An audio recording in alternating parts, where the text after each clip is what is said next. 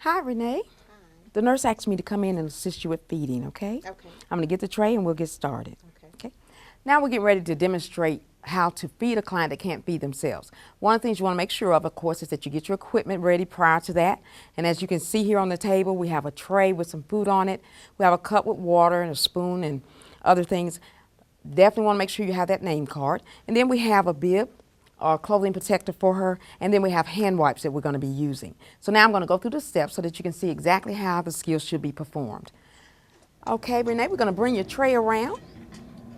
You also want to make sure that you have a chair available because you want to make sure that you're able to sit when it's time to actually start feeding your patient. Now, one of the things you want to make sure of prior to feeding, you want to make sure that you put the patient in a 75 to 90 degree angle. One of the things that's very important is that they're in an upright position because you don't want them to aspirate while they're being fed. So I'm going to let the head of the bed up. Renee, I'm going to let your head up, okay? Now, one of the things you want to make sure, don't worry about on test day, what's 75 or what's 90 degrees. What you want to do is just let the head of the bed up all the way into a sitting position until it stops. And then you're going to know for sure that they're sitting in a 90-degree angle, okay? Okay, we'll go no higher at this point. Are you okay? Now the bed, of course, is in its low position. You want to bring your table around because one of the things you want to make sure of is when you're feeding a patient is that their tray is where they can see it because they want to make sure that they can see, even though they can't feed themselves, exactly what's on their tray because they have a right to let you know if it's something they like or don't like. Now I'm going to place a bib around her, or a clothing protector, I should say. Okay, raise up just, there we go. And one of the things you want to make sure of, as we've stated throughout the DVD about the befores, because again, we're order specific, so you want to make sure you do certain things prior to feeding her. One of the things that says you want to make sure of is that you pick the name card up and you actually state her name, and then you have her state her name back to you. So you are Miss Renee Smith? Yes, ma'am. Would you say your name for me? Renee Smith. All right, and she's on a regular diet.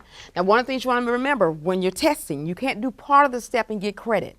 To do the entire skill is where you'll get your credit. So you can't just say her name and not have her repeat it back to you because you will not get credit for that step if you did that.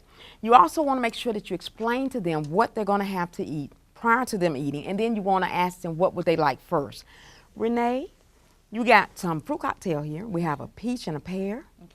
What would you like first? The peach. Okay, and then we also have some water. Okay, now prior to us doing that, of course, we're going to make sure that we wipe her hands off. Now on test day, don't hand her the hand wipe and let her wipe her hands. You want to make sure that you do that because again, it's about you feeding your patient and you're doing what you need to do. So, want to wipe her hands off. Okay, if I can get your other hand. And the reason we like to wipe their hands off prior to, even though we're feeding them, sometimes your patients, even though they can't feed themselves entirely, they may be able, like if you have some bread on the tray, they may be able to hold their food in a hand and be able to hold their bread or whatever. And that would be great. If they can do that, you want to allow them to do that because you want them to remain as independent as possible with anything that they can do. Now we're going to start feeding her. And what would you say? What did you want the peach first? Yes. Okay. And you want to make sure that you're sitting and that you're actually really making sure you're facing your patient so that you can actually see them chewing. That's very important, especially for our patients that may have dementia or some type of Alzheimer's. Sometimes they pocket food and they may not swallow because they may have difficulty swallowing or dysphagia. So you want to pay attention to that. This isn't the time you really want to ask your patients a lot of questions because they're trying to chew and swallow. So you just want to watch the process. You want to make sure prior to offering them any more food or any drink that everything has gone down fine. So, Renee, are you done? Can I see? Okay, great. Would you like some water? Okay. And make sure on test day that you give them the water. Don't give them the cup. You get some? Okay. Good. Did that go down okay? Okay, you ready for your next bite? Okay. And this is your pear.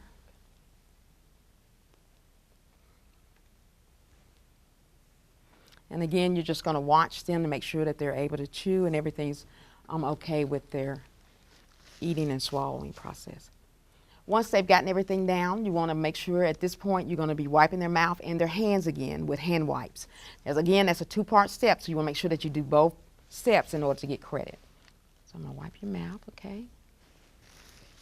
Okay. Then we're going to take out another piece of hand wipe and wipe your hands off. And again, remember, you're doing the skill, so don't give it to them to do it. You want to make sure that you wipe their hands off on test day. Okay. And if I can get your other hand, thank you. All right. Okay. Once you've done that, you've actually completed feeding your patient, so we can now get ready to remove the tray. So I'm going to slide this out for a moment. I'm going to go ahead and remove her clothing protector. Here we go. Now we're going to come back to her, but right now what we're going to do is we're going to be taking this over to the designated dirty supply stand where you're supposed to place your tray at this point.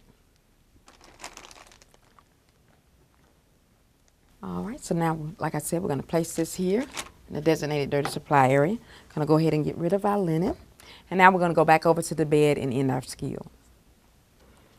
All right, so now we're going to go ahead and get you situated back comfortable in bed, okay?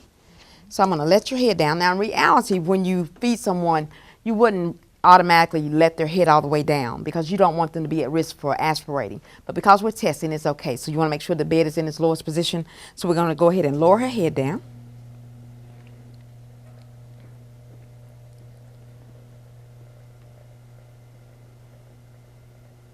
You always want to make sure that you leave their bed in the lowest position possible to decrease the risk of falling. Okay, and then we want to make sure that we straighten her up better and fix her a little better, okay?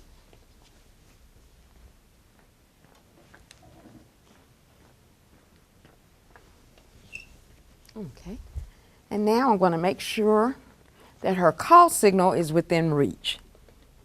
So Renee, here's your call signal. If you need anything, you just give us a call, okay? And then at this point, you would say to the evaluator, I would wash my hands. This skill is now complete.